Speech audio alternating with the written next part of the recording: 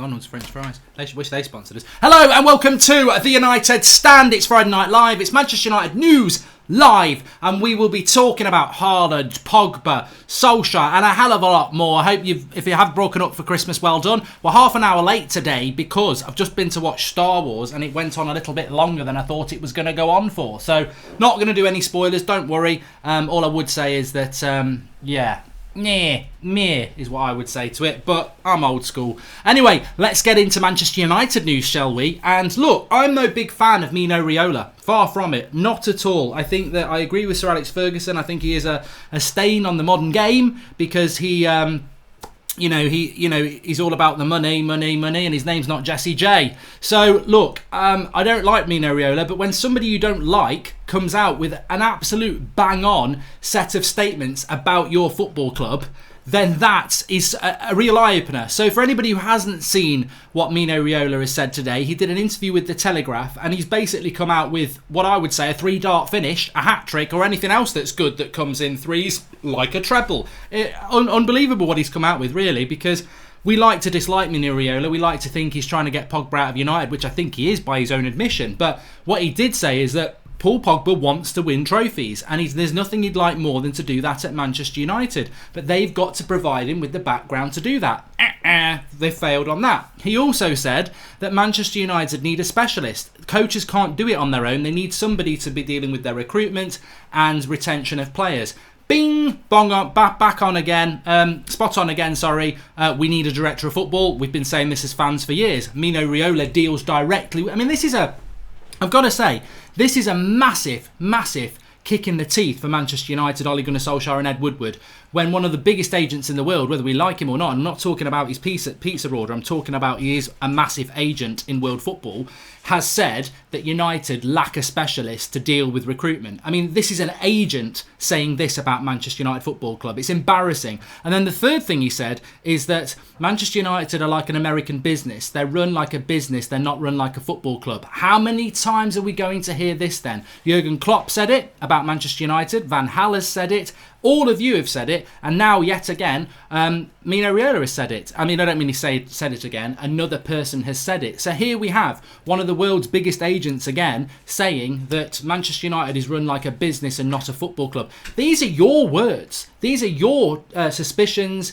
concerns about Manchester United Football Club, that we haven't built a team around Paul Pogba, that we haven't got a director of football, and that we are a club that runs like a business and not on a football pitch. And this has now come from agent of Paul Pogba, Mino Raiola, who does multi-million-pound deals. I mean, this is a guy who spent the summer, flaunting de lit all around Europe. He deals with high-end deals, and he's basically publicly lambasted Manchester United, saying that we're amateur, that we don't know what we're doing, that we don't have a director of football, and that we don't run like a football club, we run like a business. And I don't like this guy, so I think it's actually even more impactful to come from somebody I don't even like, that they even know what we are like as a football club. And this is what I keep saying. This is what I was saying at lunchtime as well. People say Ollie in, Ollie out. Ollie irrelevant. In the day-to-day he's very relevant, but in where we're going as a football club, I think you do know. I just think you just brush it under the carpet. This is the problem with Manchester United. It's not going to go away. Why are we not always talking about we need a director of football? We know this. Why are we always talking about we're run like a business and not a football club? Look at Liverpool, right? Their owners, is it FSG? They bought the club in 2012. They've only ever taken 10 million out of the club. Everything's about success on the pitch and it's working. Look at Manchester City. It's all about success on the pitch and it's working. Look at Arsenal, American owners who want the bottom dollar. Not successful. Look at Manchester United, American owners who want the bottom dollar, not successful. There's a theme here. Man City and Liverpool, right? Liverpool were nowhere 2 or 3 years ago. Suddenly they're best club in the world. Man City, all right, they've had the money in. United and Arsenal used to be the big teams in the Premier League. Since they've been taken over by these Americans, they are now, people laugh at Manchester United and Arsenal, but there's a reason. There's a very big reason. It's who we're owned by. And people want to ignore it. Oh, Ollie's at the wheel. We love Scott McTominay. We love Dan James and Mason Greenwood. It's not enough. If your roof is letting the leaks in, everyone else is going to get wet. And this, I know what, as I said, I don't really like Mino Raiola, but and I wouldn't normally take a lot of notice what he's saying, but what he said, I was like, that's something we've said. He said 3 things there that we've all said as fans. Should we just pack up and go home until the Glazers get chased out of Manchester, says Red Baron. I don't think we're doing anything while the Glazers own Manchester United, and I've said that before. This is why I don't think Ollie will be successful. Daniel Brenton says, Arteta now in charge of Arsenal. Man United are trendsetters. Inexperience is the future. Ollie, Lampard at Chelsea, and now Arteta. Hashtag Woodward in. Daniel, I think that Arsenal are going for the Manchester United model. I think that they've seen that you can spend next to nothing and get away with it if you put a legend in there because the fans don't want to go in on them. Unfortunately, I don't think Arteta is quite on the level of Ole Gunnar Solskjaer as a club legend for them. But it's like Pogba. I mean, Mino Raiola let the cat out of the bag because he also said that, we were looking at a move to Real Madrid in the summer, but Manchester United wouldn't let us do it. And Pogba didn't want to push for the move because he respects the club.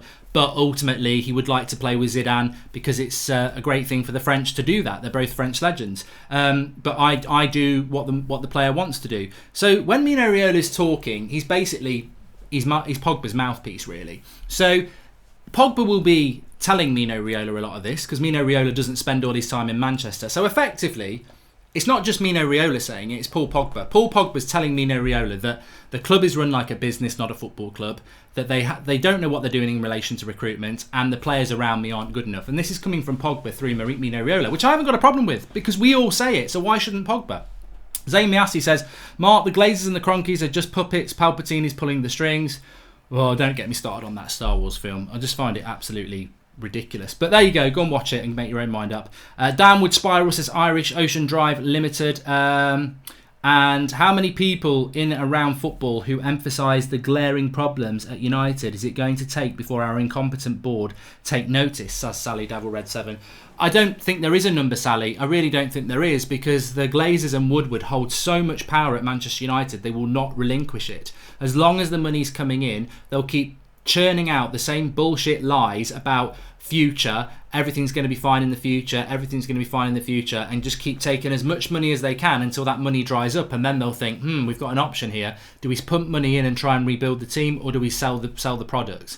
They're just squeezing every pound they can out of it. And propaganda's a big thing. Propaganda's a big thing in politics. We've just seen the election, how you can sway things. And I think Manchester United are very good politically. They swing things, they put people in place, jobs for the boys, which I spoke about before. Oh, let's give a job to Mike Phelan, everyone likes him. Let's give a job to McKenna, he's liked in the youth setup. Let's give one to Carrick, he was a legend on the pick. Let's get Ollie back, he scored a goal in 1999. Let's buy young and British, let's promote the youth. All things that are going to play quite rightly on our heartstrings. But I saw something today as well. Apparently, Ole Gunnar Solskjaer's got a better win rate. I saw this in the Manchester Evening News. I mean, this is gonna you might like this. You might actually like it. For me, I despair, but you might like it. So, Ole Gunnar Solskjaer's got a better win percentage in his first year than Jurgen Klopp and Maurizio Pochettino. So Manchester United are destined for greatness because Klopp is now going to win a league. He's won a Champions League, and Pochettino got to a Champions League final. Well, whoop-de-doo. But Ollie's got a better win rate in his first year, so we're going to dominate Europe in 3 years. No, not going to happen, because let's look at the facts here. Ole Gunnar Solskjaer inherited a far better squad than Klopp got at Liverpool and Pochettino got at Spurs. So that's one thing. Secondly, Poch and Klopp have got better owners than Ole. So it ain't getting any better for Ole than what it is, I don't think. So I don't agree with this. Oh, let's have a look at some relevant stat from 3 years ago where Ole's got a slightly better win ratio than Klopp and Poch. But I guarantee you, after a year, Liverpool fans and Spurs fans knew exactly how Klopp was going to play football and exactly how Poch was going to play football.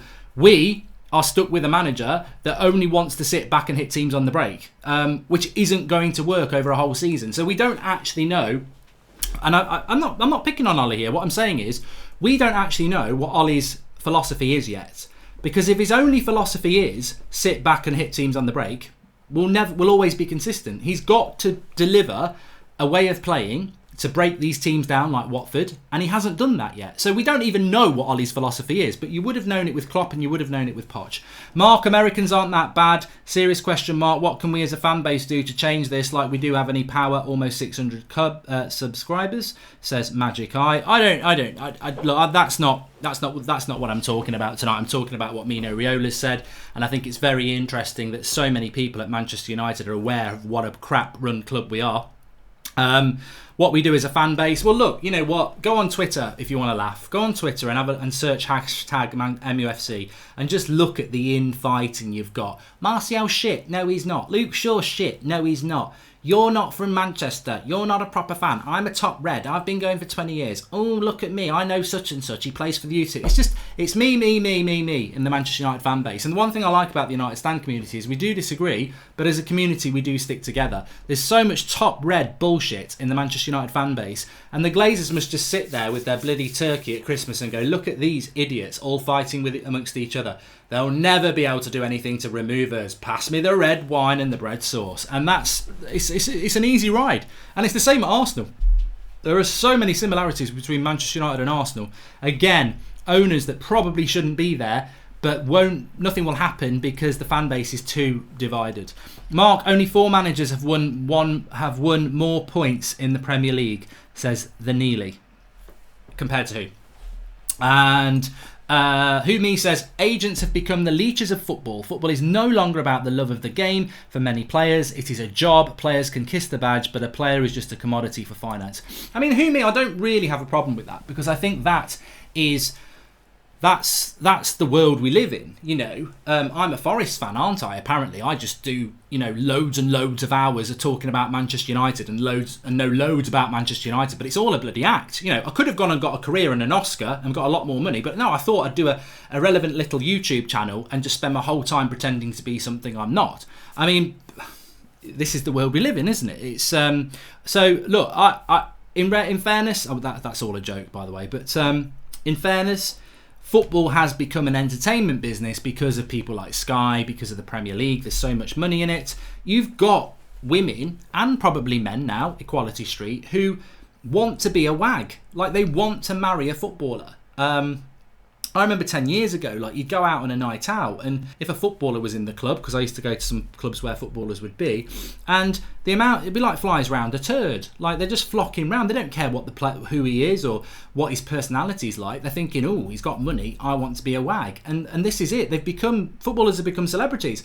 Jesse Lingard and Paul Pogba are two prime examples of this, not necessarily performing on the pitch, but massively popular off it. They're like models. They're like the equivalent of Kate Moss, who was a model who was very popular in the 90s. Jesse Lingard and Paul Pogba can sell a lot of clothes. People like Adidas love Lingard and Pogba because they sell a lot of clothes. It's irrelevant what they do on the pitch.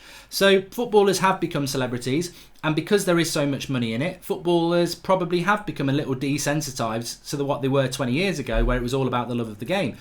That's not just the problem at Manchester United. It's an entertainment business, and that's just the way it is. That's the beast when you create so much money. Ed has a chance in January. Either take it or piss off, says Tim P. But Tim, did we not say that in the summer about Ed Woodward? He had a chance in the summer and he didn't do it. He had a chance last January and he didn't do it. He had a chance the previous summer with Mourinho and he didn't do it. Like, how many more chances does this man get as the mouthpiece of these people who just bought us on debt? They bought us on debt. They don't support the club. They don't even like football. And they are running our football club. Mark, ruining it. Mark, why doesn't United ban Mino Raiola? Our owners make Scrooge from the Christmas Carol look generous. I blame getting Arteta on you guys. All he did was put the cones out for Pep, says Zane Miassi. Hey, Zane, well, thanks for the contribution, mate, but it's not our fault you've got a Poundland Pep. You should have stuck with Dracula. George Best was the first celebrity footballer, but he could play as well, says Christina. It was a different world for Best as well. I think he had it really hard, didn't he?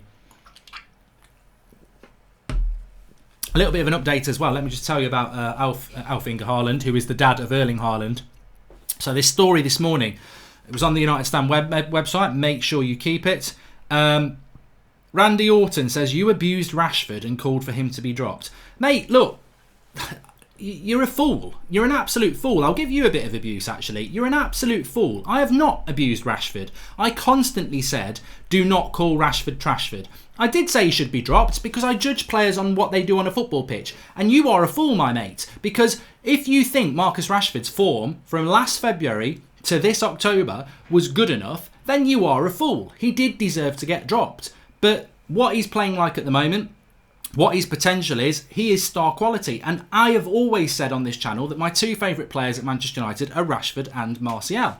So saying a player needs to get dropped is not abusing a player. Calling them Marcus Trashford and all sorts of stuff like that is a level of abuse, but you get that sort of banter abuse in football.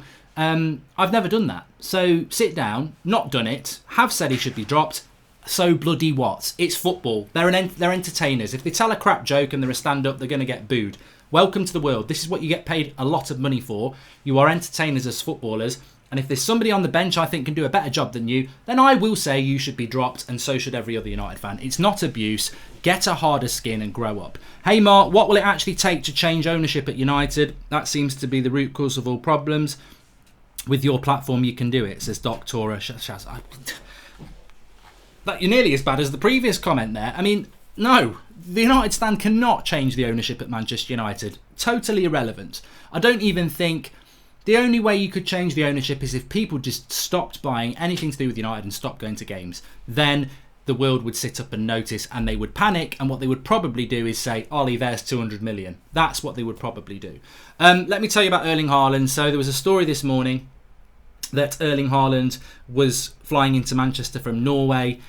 This has been mocked by Erling Haaland's dad, Alf-Inge Haaland, who is on his way to a party whilst Erling Haaland is off on his winter break holiday. So he isn't even flying into Manchester. So what Ollie said was correct. Mr. Glenn Johnson says maybe the reason Ollie plays counter-attack is because that's all we can do with this squad. We lack players to break down teams that sit deep. Sun fans are defending things the squad can't deliver, says Mr. Glenn Johnson. It's interesting. Can I just say this to you then? If Ollie's only playing counter-attacking football because that's all he can do with this squad, why is Ole Gunnar Solskjaer saying this morning that he was happy with the midfield that he had at the start of the season, and also that money was there but the right player wasn't? You know, why would you go into the season happy with your midfield and not buy anybody else, which is what he's done? So he's happy with his midfield, he's chosen not to buy other players, yet he can only play counter-attacking football. It doesn't add up, mate. You can't say, I ain't got the players to play any other way other than counter-attacking football, but I'm happy with what I've got and I chose not to get any more. Something doesn't add up with that, does it?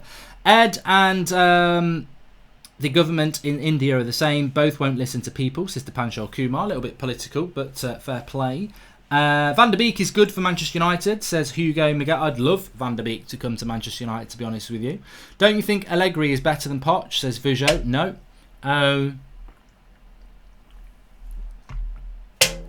Who's responsible for the freaking squad? These comments today are stupid, says Don Snaps.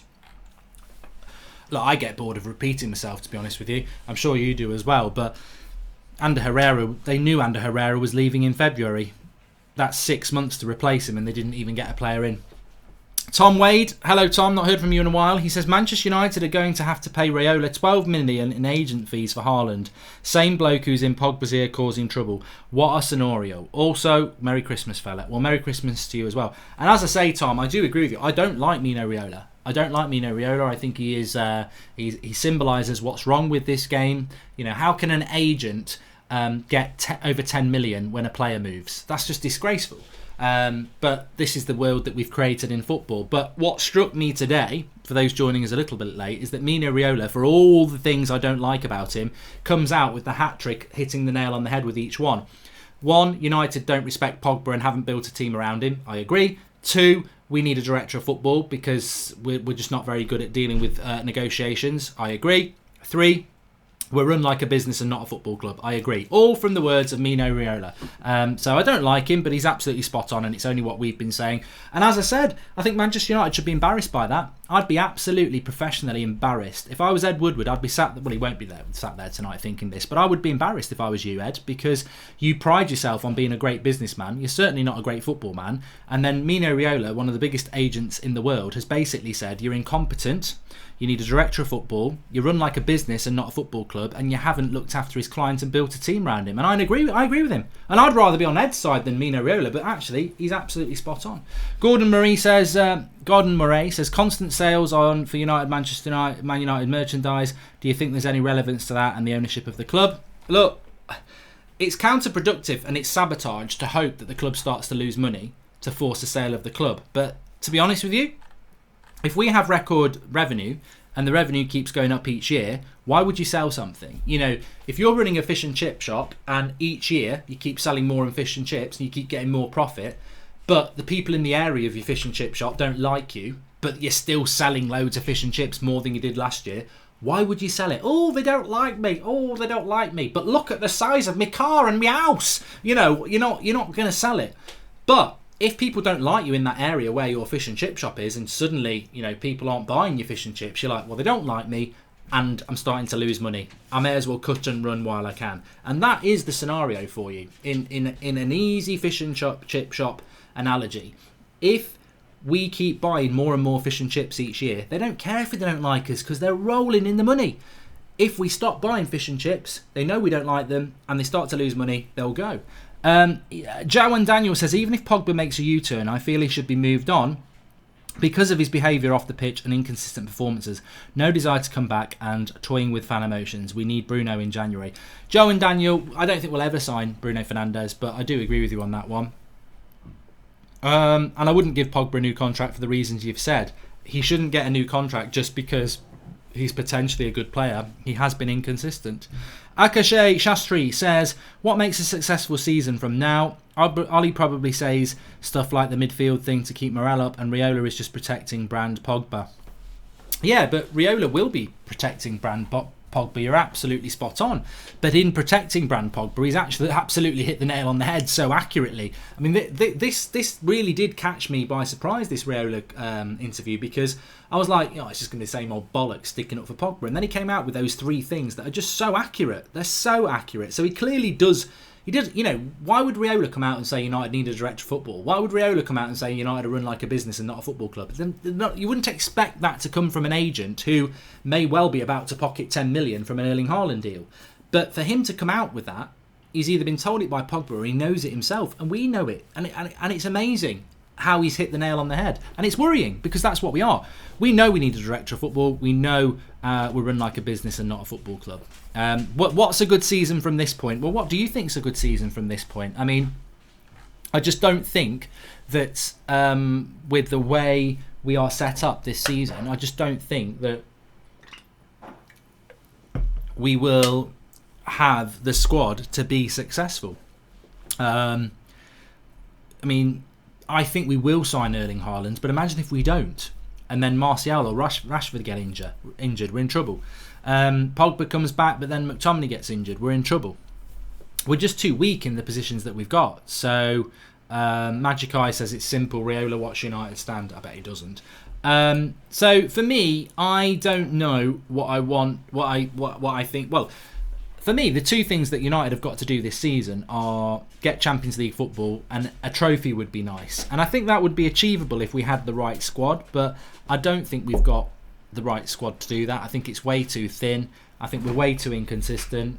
I wouldn't like to say at this point what I expect this season to be.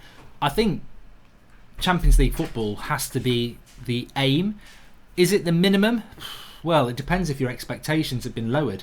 I think a lot of United fans have had their expectations lowered, that if we finish 6th, they'll just go, let's see what happens next year. But for me, United should always be in the Champions League, and I think 1 year out of it is enough. When it starts to be 2 years out of it, there's a problem at the club.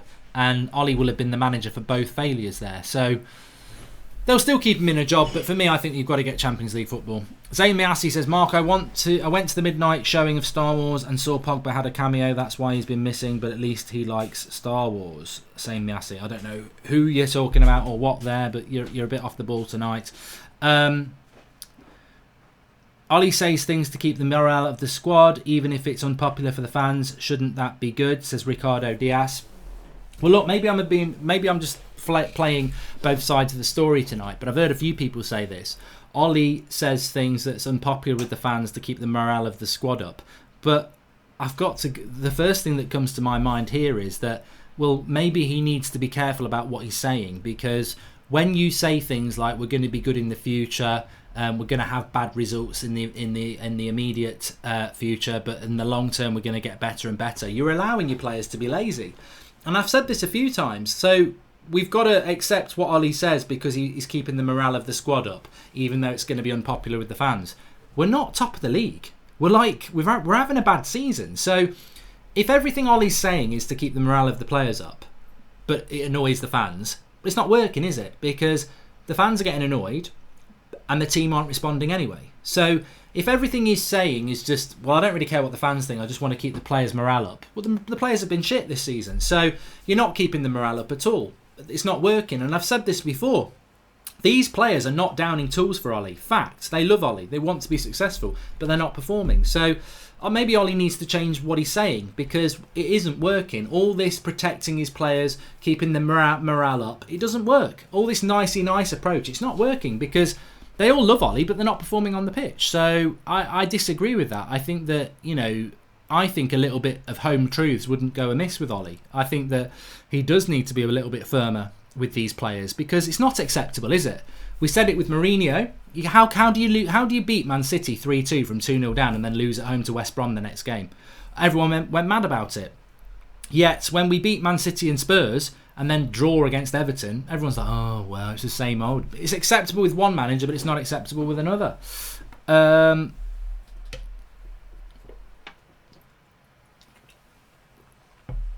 Theo, I don't want Allegri. I do not want Allegri at Manchester United. Never in a million years. Please do smash a like on the video if you're watching live, by the way. And do take a trip to the unitedstand.com. We've got a brand new website out and it's absolutely fantastic. McCarthy says that Solskjaer is firm behind the scenes. Well, we hear this all the time. You're right. There are multiple stories about it. But then he says, I'm Mr. Half Glass Full. I'm Mr. Positive. I always like to see the positives. And I've heard that one of the last things Solskjaer says every game when the players go out is go out there and enjoy yourself. I mean, it's not Sunday football. I think you can be too. I think if you're too nice, it can get too comfortable. And I think if those players are playing for Ole Gunnar Solskjaer, then why are they not getting results week in, week out? I think they're too comfortable. I think it's all too comfortable. You saw Solskjaer on the bench the other day rubbing McTominay's head, who was a sub player. I've got no problem with that. But the perception that's given off is that everybody just gets on. Oh, we all love Ollie and I love all the players and I've got little nicknames and we all love each other. I like that. That's great because it creates a camaraderie. But I don't think Sir Alex Ferguson had little nicknames and was rubbing everybody on the head all the time. I think, he could be a complete arsehole to the players.